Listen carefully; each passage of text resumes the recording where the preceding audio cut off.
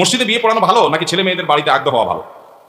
এদিকে মসজিদে বিয়ে হওয়াকে ভালো মনে করে না, আমাদের এদিকে মেয়ের অনুমতি নিতে কাজী সাহেব যায়, সাথে আরো অনেকজন নন মাহারাম পুরুষ যায়। এটা কতটুকু শরীয়ত সম্মত? খুবই গর্হিত এবং নিকৃষ্ট কাজ এটা। মেয়ের অনুমতি নিতে কোনো কাজী সাহেবের যাওয়ার দরকার? মেয়ের অনুমতি, মেয়ের বাবা থাকতে আবার কিসের কাজী সাহেব? মেয়ের ভাই থাকতে আবার কিসের কাজী সাহেব? গায়ের মাহারাম মেয়ের সাথে দেখা করতেই পারবে না, জায়েজই হবে না। সেখানে আমাদের দেশে বেশিরভাগ বিয়েতে এই কাম করে যে কাজীর সাথে আবার মানুষ একটা দুইটা যায়, এগুলো ধরে বাইরে পিঠে দিয়ে যদি জোর করে যেতে চায়। বুঝতে পারছেন কথা? বিয়ে বিশুদ্ধ হওয়ার জন্য এগুলো জরুরি না, বরং এগুলো কুসংস্কার, এগুলো ভুল।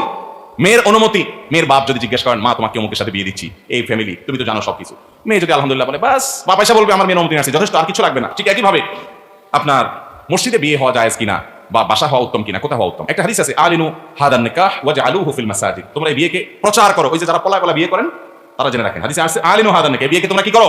প্রচার করো। হাদিসের এই অংশ বিভিন্ন দ্বারা সাবেত, কিন্তু পরের অংশটা ওয়াজআলুহু ফিল মাসাজিদ, এটা নিয়ে মুহাদ্দিসরা অনেক আপত্তি করেছে। অনেক বলেছে এটা জয়ীফ হাদিস, যে মসজিদে বিয়ে করো। যে মসজিদে বিয়ে হলে হতে পারে, বাড়িতেও হতে পারে, এটাতে কোনো দোষের কিছু নাই। কিন্তু কোন কোন রিওয়ায়াত থেকে মসজিদে বিয়ের ব্যাপারে নির্দেশনা আসছে, কিন্তু সেই রিওয়ায়াতগুলোর বিশুদ্ধতা নিয়ে প্রশ্ন তুলেছেন অনেক মুহাদ্দিসগণ। যার কারণে মসজিদে বিয়ে হতে হবে এমন কোনো কথা নাই, বাসা বাড়িতে বা যে কোনো জায়গায় আগ্রহ হতে পারে।